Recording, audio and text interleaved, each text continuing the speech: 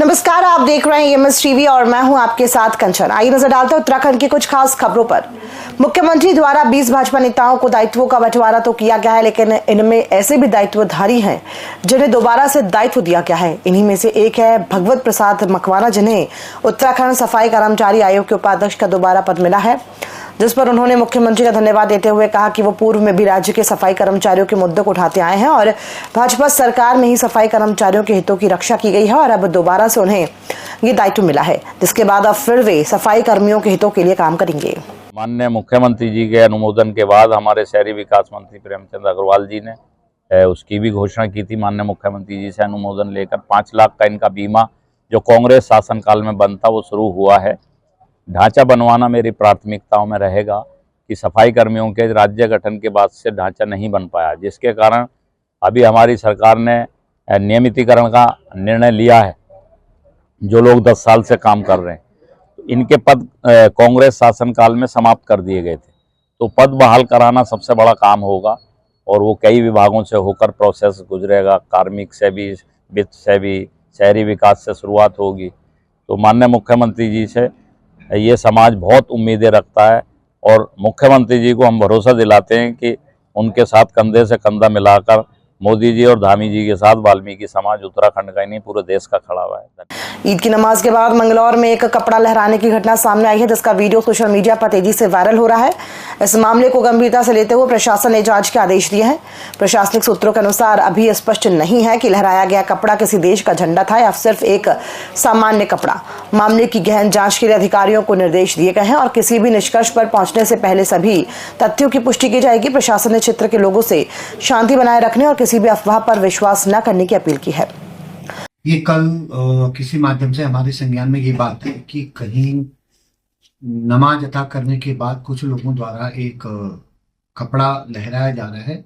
उसकी जांच जैसे बताया कि ये मंगलौर क्षेत्र का है, तो उस वीडियो की पुष्टि करने के लिए प्रथम दृष्टया हमने उसमें एक जांच अधिकारी को जांच सौंपी, चूंकि हमारे पास कंप्लेन भी है। जांच अधिकारी आज अपनी जांच रिपोर्ट देंगे, उसमें हम आगे तथ्य आने के बाद मुकदमा दर्ज करेंगे और जो आगे उसमें लीगल एक्शन लिया जाना है वो लिया जाए।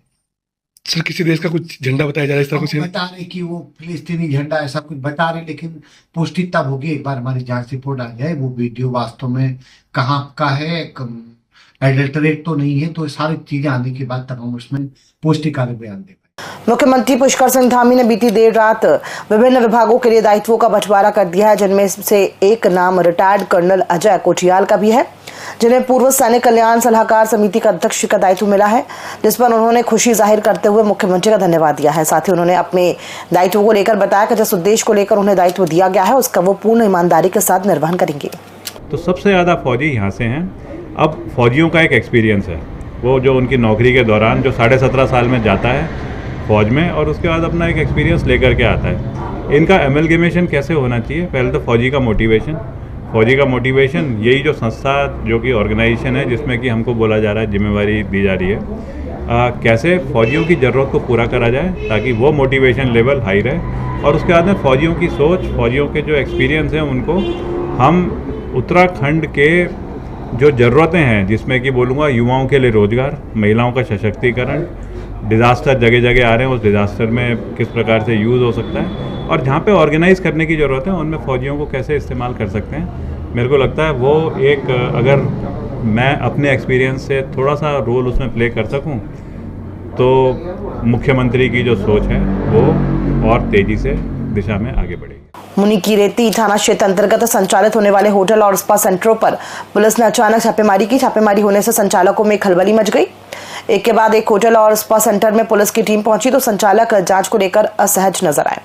पुलिस ने चेकिंग की तो 18 होटल और स्पा सेंटरों में नियमों का उल्लंघन होता हुआ पाया गया। पुलिस ने पहले संचालकों को फटकार लगाई और फिर उन पर चालान काट कर जुर्माना लगाया। नवरात्र शुरू होते ही हरिद्वार जिले में कुट्टू के आटे से लोगों की तबीयत बिगड़ने का सिलसिला लगातार जारी है। हरिद्वार के लक्सर, रुड़की, बहादुराबाद क्षेत्र में कुट्टू के आटे के खाने से लोगों की तबीयत खराब होनी शुरू हो गई है। इसी क्रम में हरिद्वार की खाद्य सुरक्षा विभाग की टीम भी लगातार जिले भर में सघन चेकिंग अभियान चलाए हुए है। हरिद्वार के भगवानपुर में खाद्य सुरक्षा विभाग और पुलिस प्रशासन की संयुक्त टीम ने कुट्टू के आटे की शुद्धता को लेकर छापेमारी की। ये कार्रवाई कुट्टू के आटे की गुणवत्ता को लेकर आई शिकायतों के बाद की गई है। नवरात्रों से पहले भी हम लोगों ने आप मीडिया के माध्यम से भी हमने जागरूकता अभियान चलाया था, और जिसपे कि हमने लिखा था कि कोई भी जो कुट्टू के आटे को यूज करता है उस पर ये जरूर देख ले कि पैकिंग डेट है कि नहीं, कहीं ऐसा तो नहीं पुराना यूज कर रहे हैं। वो हमने अखबार में भी दिया था और अपना टोल फ्री नंबर भी दिया था, लेकिन हमारे लोगों ने सैंपल भी लिए थे। अभी उसकी रिपोर्ट नहीं आई, लेकिन जल्दी आने वाली होगी। लेकिन उस टाइम इस टाइप का कोई ऐसा प्रतीत नहीं हो रहा था, कोई बीमार हो, कोई ऐसी चीज हो। जब बीमार हॉस्पिटलाइज जब लोग हुए, उस हिसाब से हमने चेन पकड़ ली है। पूरी चेन कहाँ से, जिस आटे से जो लोग बीमार हुए थे वो पूरी चेन का हमें पता कर लिया, और उनकी FIR भी कर दी गई है, और 2 लोगों के खिलाफ जो पुलिस भी अपने स्तर से कार्रवाई कर रही है। प्रदेश भर में राशन के गोदामों में घटतोली की शिकायतें आने को देखते हुए उत्तराखंड की खाद्य आपूर्ति और नागरिक मामले मंत्री रेखा आर्या ने सभी जिलों के पूर्ति अधिकारियों को 31 मार्च तक सभी राशन गोदामों में धर्म कांटे लगाने के निर्देश दिए थे, जिस पर जनपद देहरादून ने अपना कार्य पूरा कर लिया है। इस बात पर देहरादून के जिला पूर्ति अधिकारी के अग्रवाल ने कहा कि देहरादून जनपद के 6 बड़े गोदामों में IG गढ़वाल द्वारा धर्म कांटे लगाने की कार्रवाई की जा रही है। साथ ही उन्होंने कहा कि कालसी, कोरबा और लाखा मंडल के साथ जनपद के कुल 7 आंतरिक गोदामों में 1 क्विंटल के तराजू को हटाकर अब 3 क्विंटल के इलेक्ट्रिक तराजू लगाए गए हैं। हमारे जनपद देहरादून में 6 बड़े गोदाम हैं, जिनमें ऋषिकेश, डोईवाला, ट्रांसपोर्ट नगर और नकरौंदा, सहसपुर और विकास नगर, ये 6 बड़े गोदाम हैं जिनमें धर्म कांटे लगाए जाने की बात हुई थी। उसमें धर्म कांटे लगाने की कार्रवाई RC गढ़वाल महोदय द्वारा जो है लगाई जाएंगे, उन पर कार्रवाई चल रही है। शेष हमारे 7 आंतरिक गोदाम हैं, जिनमें कालसी, कोरबा, चक्राता, लाखा मंडल, अटाल, सावड़ा और ट्यूडी, ये छोटे गोदाम हैं, और जौनसार क्षेत्र के आंतरिक गोदाम कहते हैं इनको। तो इनमें जो है कांटे ऑलरेडी थे, लेकिन वो छोटी तराजू थी 1-1 कुंटल वाली। तो उसमें माननीय मंत्री जी के और सरकार के आदेश प्राप्त हुए कि उनमें जो है 3-3 कुंटल वाले तराजू लगाए जाए। हमने अपने 7 आंतरिक गोदामों में 3-3 कुंटल के इलेक्ट्रॉनिक कांटे लगवा दिए गए, खरीद कर उनको उपलब्ध करा दिए और लगवा दिए गए। देवभूमि में 4 धाम यात्रा शुरू होने वाली है, लेकिन केदारनाथ क्षेत्र से एक चौंकाने वाली खबर सामने आई है। दरअसल उत्तराखंड के रुद्रप्रयाग जिले में स्थित केदारनाथ धाम की कपाट खुलने से पहले घोड़े और खच्चरों में एक्वाइन इन्फ्लुएंजा वायरस मिला है, जिसको लेकर पशुपालन विभाग अलर्ट मोड पर आ गया है। साथ ही केदारनाथ धाम में घोड़े खच्चरों की जांच के लिए कैंप भी लगाया गया है। इसके साथ ही बाहर से आने वाले घोड़ा खच्चरों पर फिलहाल प्रतिबंध लगाया गया है, जैसे बीमारियों का खतरा न बढ़े।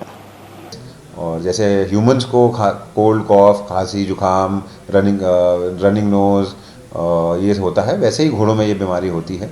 और इसका इलाज भी बहुत सिंपल है। जो भी घोड़ा पॉजिटिव पाया जाता है इन्फ्लुएंजा का, उसको 10 दिन का आराम देना पड़ता है, दवाइयाँ देनी पड़ती हैं, और 10 से 12 दिन में वो पूर्ण रूप से स्वस्थ हो जाता है। आज मैंने जो VC ली थी, जिसमें कि हमारे सचिव animal husbandry, director animal husbandry, हमारे विभाग के अधिकारी, समस्त जिलों के CVOs और हमारे DM रुद्रप्रयाग, ये सारे लोग जुड़े हुए थे। उसका सिर्फ लक्ष्य ये था कि हम एक एक्शन प्लान तैयार कर सकें। अभी भी हमारे पास 1 महीने का समय है यात्रा शुरू होने में, और जो 5 सबसे ज़्यादा प्रभावित ज़िले हैं जहाँ से घोड़े खच्चर आते हैं यात्रा में, वो हैं हमारे टेहरी, उत्तरकाशी, रुद्रप्रयाग, चमोली और बागेश्वर। और हमने इनमें लगभग 23,120 घोड़े हैं जो इन ज़िलों से यात्रा में रजिस्ट्रेशन के लिए काम करते हैं, चाहे वो हेमकुंड साहिब में जाएँ, चाहे वो केदारनाथ जाएँ, चाहे वो गंगोत्री यमुनोत्री धाम में रहें। तो हमने एक एक्शन प्लान बनाया है कि हम अगले 15 दिन में एक तेज़ी के साथ स्क्रीनिंग अभियान चलाएंगे जिलेवार, और उसमें जो भी घोड़ा नेगेटिव होगा उसको सर्टिफिकेट इशू किया जाएगा इन्फ्लुएंजा फ्री का, और तभी उसको रुद्रप्रयाग में एंट्री मिलेगी रजिस्ट्रेशन के लिए। अगर कोई घोड़ा पॉजिटिव पाया जाता है तो हम उस घोड़े को वहीं पे क्वारंटीन कर देंगे।